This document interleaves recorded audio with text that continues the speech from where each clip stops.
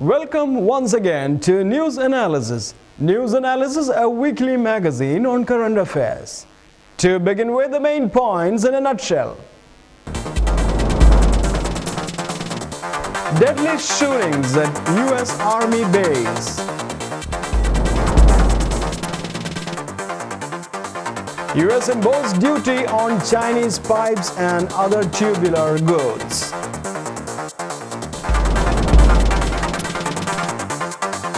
Dalai Lama's visit to Arunachal Pradesh criticized by China.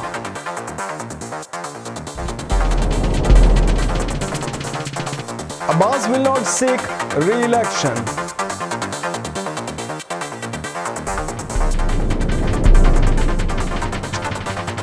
Burmese army targets India rebels.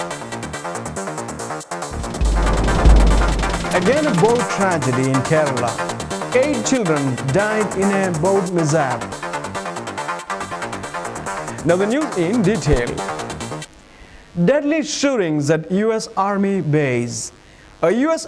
Army major has opened fire on fellow soldiers at the Fort Hood military base in Texas, killing 12 people and injuring 31, officials say. Base Commander Lieutenant General Bob Cohn said that the gunman had not been killed as earlier reported, but he was in custody. 2 other suspects were questioned, but the Army now says only 1 gunman was involved in the incident. Lieutenant General Cohn said the motive for the shooting was not known. One of the dead was a policeman and the other were soldiers. President Barack Obama described it as a horrific outburst of violence. Major Nidal Malik Hassan, the 39-year-old man accused of Thursday's mass shooting at Fort Hood, Texas, began having second thoughts about a military carrier, and a few years ago, after other soldiers harassed him for being a Muslim, he told relatives in Virginia. He had also more recently expressed deep concerns about being sent to Iraq or Afghanistan, having counseled scores of returning soldiers with post-traumatic stress disorder, first Walter Reed Army Medical Center in Washington and more recently at Fort Hood. He knew all too well that the terrifying realities of war, said a cousin Nader Hassan. Zimbabwe's MDC calls off boycott. Zimbabwean Prime Minister Morgan Tsvangirai has called off his party's boycott of unity government with President Robert Mugabe. Mr. Tsvangirai said he was giving Mr. Mugabe 30 days to implement the power-sharing agreement on pertinent issues we are concerned about. The Prime Minister was speaking after a regional summit in Mozambique. Mr. Tsvangirai and his Movement for Democratic Change party boycotted the government on 16th of October. 4 heads of state from regional grouping have been meeting in the Mozambique capital, Maputo, to end the stalemate in Zimbabwe government, which has threatened to see the country plunge into further crisis. U.S. hits China pipes with tariffs. The U.S. Commerce Department has imposed an anti-dumping tariff of up to 99% on imports of Chinese tubular goods. The department alleged China had been selling it oil well pipes at prices that were much lower than normal. The announcement is the latest in a series of trade disputes between the U.S. and China, which called the move an abuse of protectionist measures. The move comes 10 days before President Barack Obama is due to make his first visit to China since taking office. He will be in China from 15th to 18th November. In September, the United States announced it would impose duties on Chinese-made tires to protect local U.S. industry, sparking the first major trade dispute of Obama's presidency.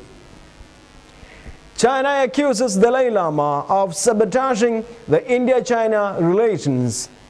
India government has cleared the visit of Tibetan spiritual leader Dalai Lama to Arunachal Pradesh.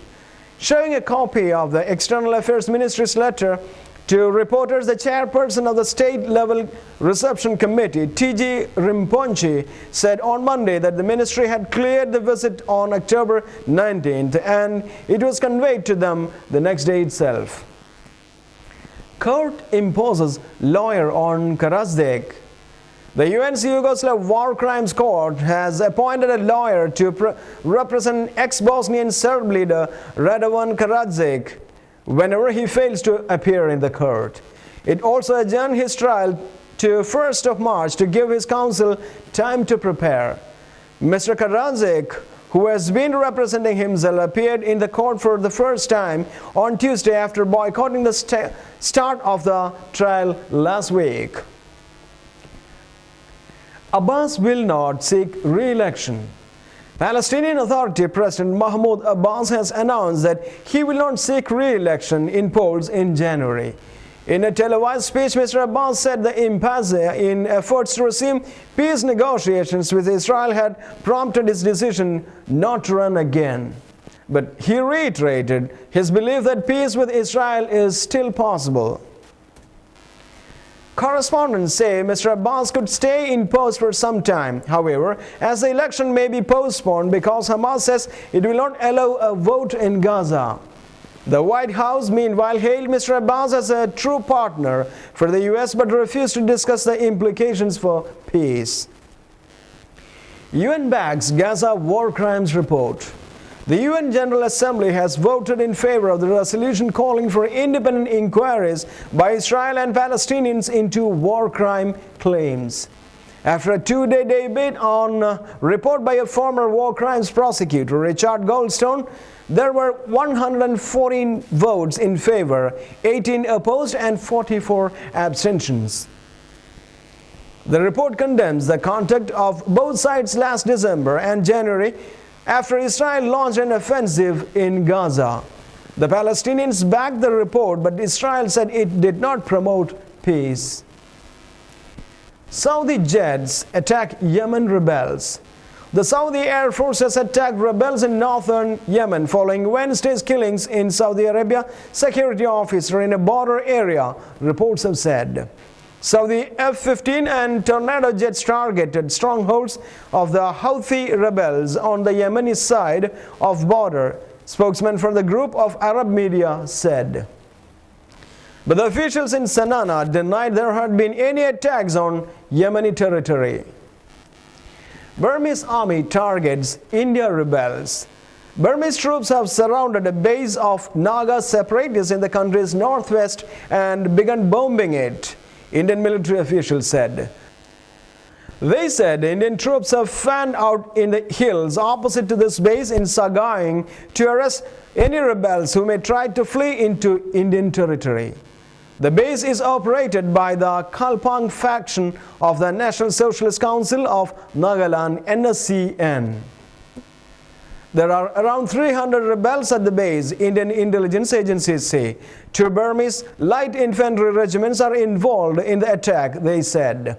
But Burmese military officials or diplomats were unwilling to provide any details. Villagers around Manikshaw in Sagaing said they could see Burmese troops firing mortars targeting the camp. Pakistan Army officer attacked. A Pakistan Army officer and his driver were seriously injured in a shooting incident in the capital Islamabad. 2 motorcycle-bound gunmen opened fire at the personal vehicle of the brigadier, police said. This is the 3rd such attack in the city since the army began its offensive against Taliban bases in South Waziristan on the Afghan border. A wave of attacks on Pakistani cities killed more than 180 people during the month of October alone. A Tale of Two Indias. Recently, the BBC has carried an article on India depicting India as a land of extremes. As far as faith or anything of that sort is concerned, in India you won't find a middle land, only extremes. India is often described as a land of extremes, rich and poor, hot and cold, forward and backward. Chris Morris reflects on what it is like to live in a country which has 2 phases. Chris Morris makes a mocking remark at the people bathing at the Ganges with the belief that that activity will help them wash off their sins forever. Such beliefs are often the bane of any religion, isn't it? It is there in every place of the world, in every religion or belief constructs. There is another extreme in India which Chris Morris or any such visitor has not seen so far. There are people who won't believe that he is an Indian, who believe that there is no good or evil, sin or boon. There are people who have crossed past the dogmas of religious principles and live above religion when people around the world immerse themselves in activities to fetch them a heaven or a world where all their desires will be answered positively and immediately. Yes, of course, extremes, but extremes yet unexplored.